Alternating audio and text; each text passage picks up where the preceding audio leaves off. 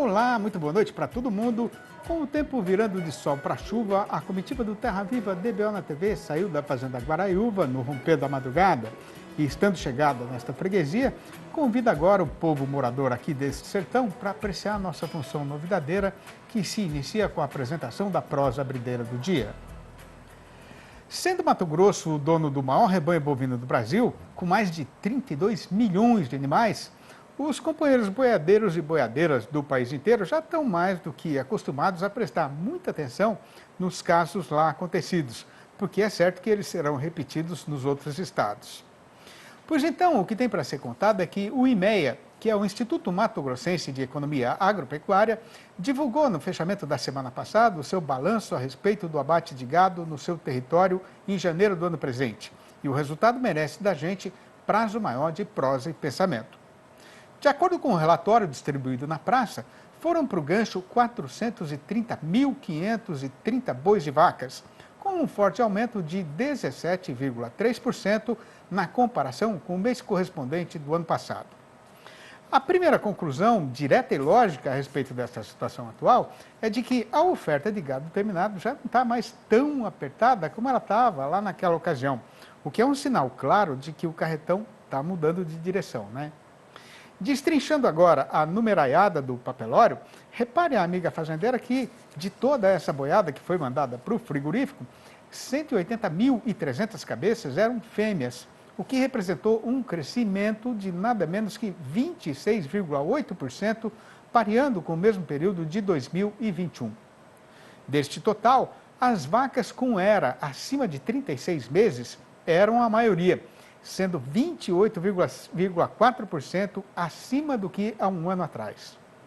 Já o tanto de machos abatidos ficou em 250.230 animais, o que dá 11,2% a mais, fazendo a mesma comparação.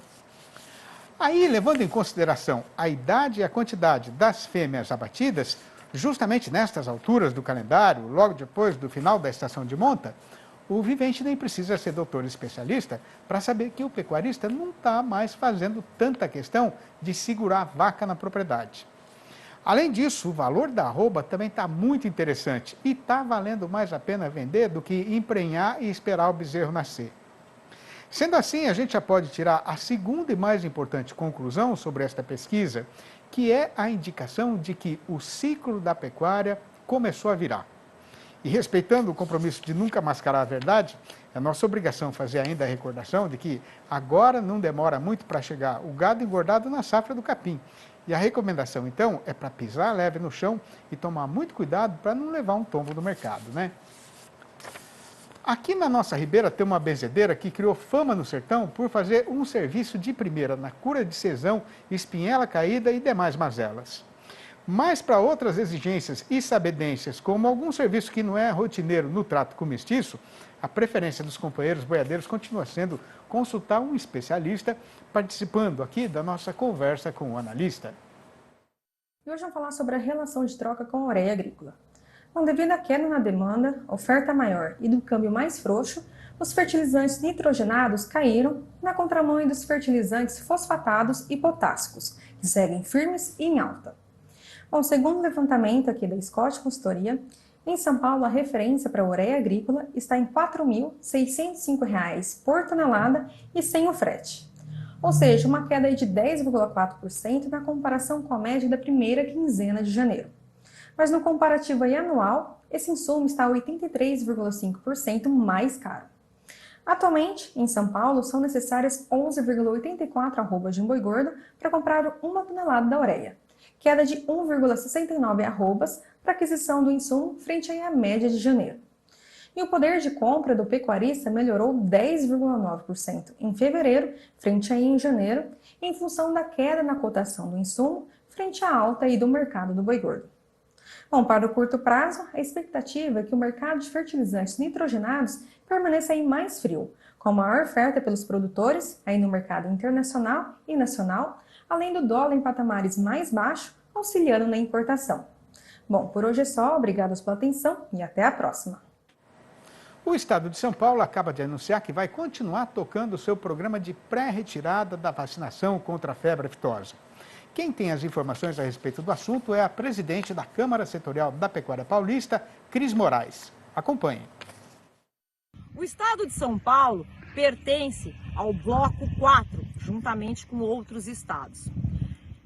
Esse programa da pré-retirada da obrigatoriedade da vacinação da febre aftosa, na nossa última reunião, junto com a Secretaria da Agricultura, junto com a Defesa Sanitária, num diálogo harmônico, a própria Secretaria da Agricultura nos comunica em que o estado de São Paulo não vai sair sozinho em relação aos outros estados que pertencem ao Bloco 4 do PINEFA.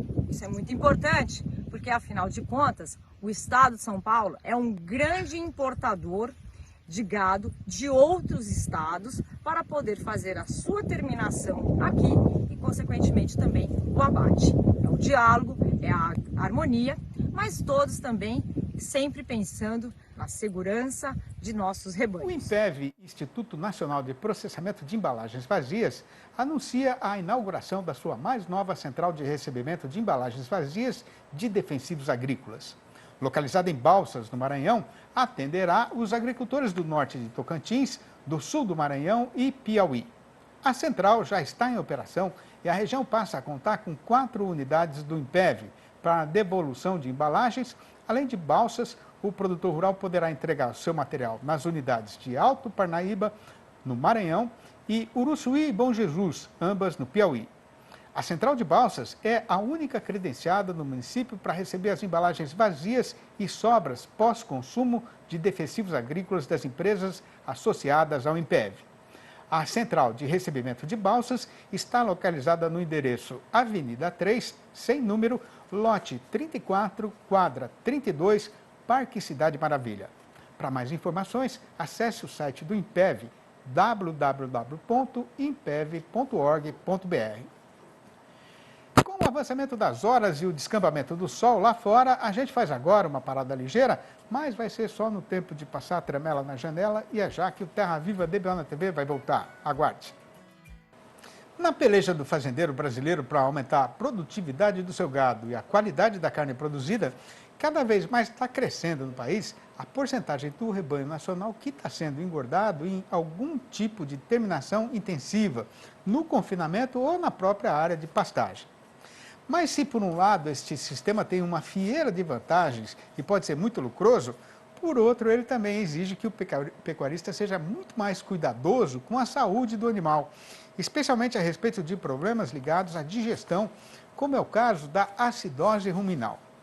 Pois então, para saber como fazer a prevenção e deixar a boiada livre desta consumição, a gente convidou para a nossa entrevista de hoje o zootecnista César Borges, gerente de negócios de corte da Fibro Saúde Animal, que vai participar desta função noticiarista, falando ao vivo pelo computador, diretamente de Campo Grande, a capital de Mato Grosso do Sul.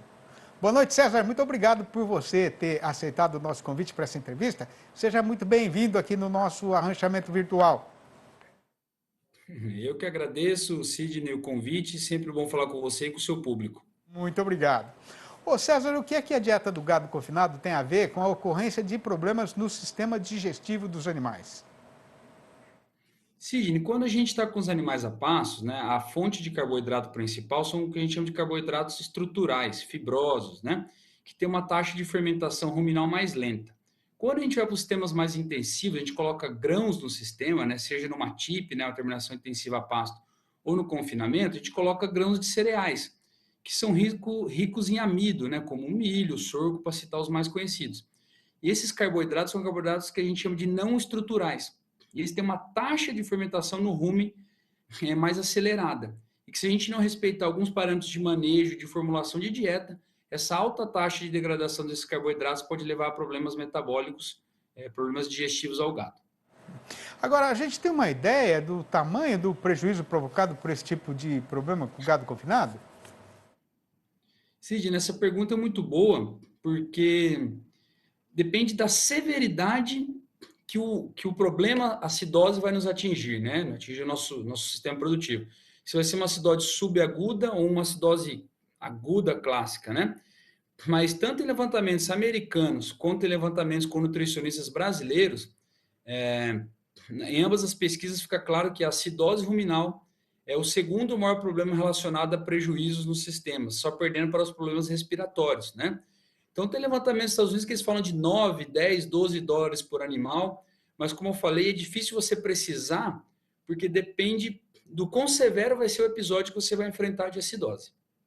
Agora, César, explicando assim para a gente que não é técnico nem cientista, né? O que é que vem a ser a acidose ruminal? Sidney, eu gosto de fazer uma analogia com quando a gente tem uma má digestão ali porque comeu uma comida que não caiu bem, né? Basicamente, o que está acontecendo com o animal é isso, né? Cada boi ali é um rumen, cada rumen desse boi é uma dorna de fermentação, né? Então, pensa que aquela dieta que ele está ingerindo, ela está sendo fermentada por micro-organismos que tem uma faixa de pH ruminal adequado para eles sobreviverem e conseguirem fazer a digestão dessa dieta. Quando a gente tem uma ingestão muito alta de carboidratos não estruturais, ou uma falha de manejo, um problema de mistura, uma dieta não tão bem formulada, a gente pode levar a uma fermentação muito rápida, baixar esse pH ruminal demais, e ele vai para uma fase que começa a ser danosa para os micro-organismos que teriam que digerir a dieta. E aí, levando esse pH ruminal muito mais ácido, se esse problema persistir por muito tempo, pode chegar a uma acidose metabólica, pH sanguíneo, levando a uma estasia ruminal, podendo levar esse animal até o óbito, né? Então, basicamente, ele está sofrendo uma má digestão. O pH do rumen dele, que tinha que ficar ali até um limite inferior de 5,8, está mais baixo que isso. Agora, quais são os outros problemas que podem acontecer com o gado por conta aí da alimentação que ele recebe no sistema intensivo de engorda, César? Sidney, então, essa acidose, né, vai desencadear uma série de problemas. Você vai ver ali uma diarreia no animal, você vai ver uma queda no consumo, pode levar a uma laminite, né, os cascos crescerem, os animais começarem a mancar, o animal ficar sentido, né, pelo arrepiado, pode causar lesões no fígado, que a gente chama de abscessos hepáticos, né, dependendo, gera uma ruminite, os micro-organismos entram pela veia porta ali, gerando um abscesso no fígado. Então, você causa toda uma mudança na homeostase do animal, levando a lesões que pode chegar até o fígado e fazendo com que ele performe muito abaixo do esperado. E se isso for um caso muito grave, pode levar o animal até o óbito. Como é que o pecuarista faz para saber se o gado dele está mesmo com acidose ruminal ou algum problema parecido? Sim, ele tem algumas ferramentas boas, né? Primeira é você acompanhar o consumo desses animais, né?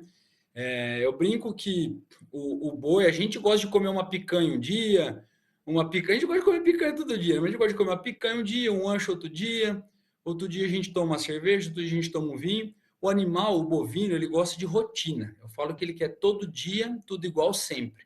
Então, toda vez que a gente vê uma alteração drástica no consumo, uma queda muito drástica, né, uma flutuação de consumo que a gente fala, ele está sofrendo de alguma coisa. Provavelmente uma acidose subclínica. Outra ferramenta importante é o que a gente chama de score de fezes, né? A gente rodar as baias, pegar o animal logo após estercar, avaliar a condição daquelas fezes. A gente tem uma escala de 1 a 5, onde o 3 é o ideal. Então, a gente avalia coloração, cheiro, consistência dessas fezes, tem presença de muco, de bolhas.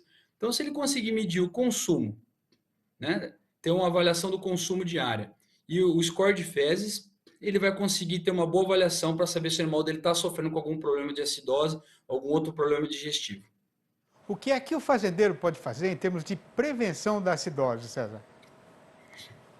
Tudo começa, né, Sidney, com uma dieta bem formulada, né? Porque, como a gente falou, o problema ele decorre de uma queda no pH. Você não vai conseguir atuar ali reduzindo esse pH, subindo esse pH de forma... começou a acidificar, vou entrar com alguma coisa para sanar. Não. Então, uma dieta bem formulada, respeitando os níveis de fibra fisicamente efetiva, que é a fibra que vai fazer o animal ruminar, produzir saliva e, consequentemente, ajudar a tamponar o rumen, né? Ter um bom manejo de coxo. Tem uma frase do Dr. Fred Owens, né, um pesquisador, uma lenda da nutrição, professor americano, que ele fala que você tem que olhar o que o boi está te fazendo, então você tem que fazer o que o boi está te mostrando no manejo, mas você não pode fazer tudo o que ele está te mostrando, você que tem que estar no controle. Então você tem que ter um manejo de coxo, não é simplesmente passar comida à vontade e dar aumentos a olhos por cento, como a gente fala na gíria do campo. Então, um bom manejo de coxo, uma dieta bem formulada, com níveis de fibra adequado e com uso de aditivos, por exemplo, né? A gente tem aí os mais utilizados nas pesquisas que a gente vê, a monensina e virginamicina. Esses aditivos, juntamente com a dieta bem formulada, o manejo adequado, vão fazer com que a gente tenha um ambiente ruminal saudável, um pH adequado, sem problemas de acidose. Ô César, agora com esse tipo de tratamento preventivo, digamos assim, né, com o uso de aditivos, isso pode ajudar a melhorar o rendimento do gado confinado? E eu já aproveito e emendo outra pergunta, que é o seguinte: como é que esses aditivos podem ajudar a minimizar a produção de gases nocivos ao ambiente pelo organismo do animal? Uma pergunta muito atual e muito interessante, Sidney. É, pensa, né, que o rumen ele vai acidificar, ele vai comer a dieta, o animal vai acidificar esse rumen. Só que você colocando os aditivos, você vai fazer com que esse rumen, esse ambiente ruminal seja mais saudável. Com isso, as bactérias, os operários lá do rumen, vão poder trabalhar mais felizes, vão ser mais produtivos. Então, a gente consegue extrair mais daquela dieta que a gente está fornecendo. Produzir mais ácidos graxos voláteis, produzir uma rota metabólica mais eficaz. Com isso, a gente aumenta ganho de peso, né? A gente aumenta, consequentemente, a produção de caça, né? Hoje a gente sabe que combinações de aditivos a gente pode ter em relação a um grupo sem associação de ambos aditivos até 5, 6 quilos de carcaça a mais num período de 100 dias de confinamento, por exemplo. Então, sim, usa aditivos além de prevenir dose, fazendo com que o rumen esteja equilibrado, ele consequentemente, mais carcaça, eficiente, gaste alimento para produzir carcaça. E mais eficiente passa também por uma redução de metano, né? É uma forma de perda de energia no processo fermentativo. Então, Entendi. esses aditivos, né, a gente citou alguns aí, vão colaborar também para a gente reduzir a produção de gases de efeito estufa, né, tornando o animal mais eficiente e a fermentação do rumen mais eficiente. Muito bom. César, eu queria agradecer demais a sua participação aqui no nosso programa, dizer que a gente está sempre de porteira aberta aqui, quando tiver alguma coisa interessante para falar, liga para a gente prosseguir mais um pouquinho. Obrigado, abraço, César. Sidney, eu que agradeço, grande abraço, passando por Campo Grande, dá um alô. Um grande abraço, obrigado. Fazendo do jeito certo a conta do trecho que já foi andado, o resultado é que a gente já está perto de cumprir a metade do caminho planejado para chegar no retiro do Pinheirinho. Sendo assim, a comitiva faz um intervalo ligeiro e volta para o trilheiro em seguida para destrinchar o assunto do boi gordo, que será anunciado agora pela seguinte manchete chamadeira. O fevereiro está chegado nos seus dias derradeiros, mas o consumidor brasileiro continua alongado do mercado e nem a fome do comprador estrangeiro está servindo para tirar o carretão do rumo de descida do estradão. Não vai demorar nada para a gente voltar, é só aguardar.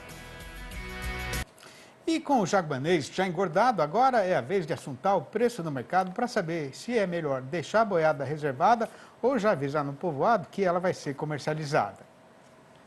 No Brasil inteiro, o companheiro boiadeiro está pelejando e esticando a vista para tentar enxergar o que é que está esperando a gente logo ali na frente. Mas o céu está muito anuviado por causa da desconjuminação entre o enfraquecimento do nosso mercado caseiro e a disposição do comprador estrangeiro. Logicamente que a primeira questão é a mais complicada, porque, conforme é do conhecimento da amiga fazendeira, a exportação representa 25% da produção brasileira de carne bovina, enquanto os outros 75% deveriam ser consumidos aqui mesmo no nosso próprio terreiro, né? O problema é que, por motivo de grave falta de dinheiro, o trabalhador brasileiro, mesmo quem está empregado, não está podendo nem passar na frente do açougue, muito menos entrar para comprar alguma coisa. Com o agravamento da pandemia, a volta da inflação e o enfraquecimento geral da nossa economia, o povo está sendo obrigado a achar bom e ficar satisfeito se tiver na mesa arroz, feijão e ovo. Por conta disso, a situação dos frigoríficos que não vendem nada lá para fora é de grande apertamento, porque a freguesia sumiu e a mercadoria está lá parada na câmara fria. Já o setor exportador continua nadando de braçada numa toada completamente diferente, e especialmente por conta da fome desesperada da China, que está precisando urgentemente reforçar o estoque para garantir o abastecimento da sua gigantesca população. O resultado foi que, de acordo com a SECEX, que é a Secretaria de Comércio Exterior do Ministério da Economia, nas primeiras 3 semanas do mês presente, foram despachadas para o estrangeiro 102.120 toneladas do produto, mais do que o total exportado no fevereiro inteiro do ano passado. A média diária dos embarques está em 7.890 toneladas, com um fortíssimo aumento de 39,1% na comparação com o período correspondente de 2021. Mas apesar desses resultados, que são simplesmente excelentes, né? O pessoal das grandes indústrias já está começando a ficar ressabiado por causa da situação cambial, com a desvalorização do dólar em relação ao nosso real, o que pode reduzir a renda do exportador brasileiro e tirar um pouco do poder de competição do nosso produto no mercado internacional. De qualquer maneira, o preço da carne continua subindo em disparada no mundo inteiro. E isso está ajudando a compensar, pelo menos em parte, a derriçada acontecida com a moeda norte-americana aqui no Brasil. No balanço do dia da Scott Consultoria foram apuradas mudanças nas cotações em 11 das 32 regiões pesquisadas e em todas estas praças o preço caiu. No Triângulo Mineiro, o boi voltou para R$ 323 e a vaca para R$ 283,50, a prazo e livre do Fundo Rural. No norte das Minas Gerais, a fêmea desceu para R$ 293,50. No sul do Goiás, o boi escorregou para R$ 307,50 e a vaca para R$ 290,50. No oeste do Maranhão, o macho piorou para R$ 283,50 e a fêmea para R$ 258. Em Redenção do Pará, a vaca recuou para R$ 274. No oeste da Bahia, o macho sai agora a R$ 297,50. No sul baiano, o comprador já não quer pagar pelo boi mais do que R$ 293,50. Em Cuiabá, capital de Mato Grosso, o boi vale só R$ 299,50. No sudeste mato-grossense, o macho foi rebaixado para R$ 297,50 e a fêmea para R$ 282,50. Em Três Lagoas, no estado de Mato Grosso do Sul, o boi desandou para R$ 303,50 e a vaca para R$ 284,50. E no noroeste do Paraná, a vaca sai por, no máximo, R$ 287,50. No tempo das antiqueras, na solidão do sertão pioneiro, coisa mais difícil era fazer uma reunião para juntar os companheiros boiadeiros e conversar sobre a situação da lida e o andamento da vida. Por essa estrada, que não era muito mais do que uma picada boiadeira rasgada no meio da mataria, só de vez em quando passava a jardineira, que trazia da freguesia da Natividade um ou outro passageiro, viajante forasteiro, e assim a gente vivia bem, sem ter precisão de mais nada, nem de novidade. E para os companheiros e companheiras boiadeiros ou não, que têm apreço pela verdadeira cultura sertaneja brasileira, eu ofereço essas prosinhas rimadas que estão publicadas no meu livro mais recente, batizado de Versinhos de Caipira, Interou os Quatro, que foi lançado no meado do ano passado e já deu uma volta e meia no chão do sertão. Se alguém aí quiser comprar um exemplar ou logo a coleção inteira, o jeito que tem para falar comigo é pelo meu telefone particular, que é o 11 98 224 1807, ou mandar um e-mail para sidneymasco@uol.com.br ou ainda achar meu nome lá no Facebook. E arrematando com a recitação deste verso, a nossa prosa boiadeira do dia, a comitiva estradeira do Terra Viva DBO na TV anuncia aqui a despedida desta terra, que por nós é muito querida, mas vai deixando já prometida a nossa volta para amanhã, às 6h30 da manhã e às 7h25 da noite. Um abraço para todo mundo e até mais ver então.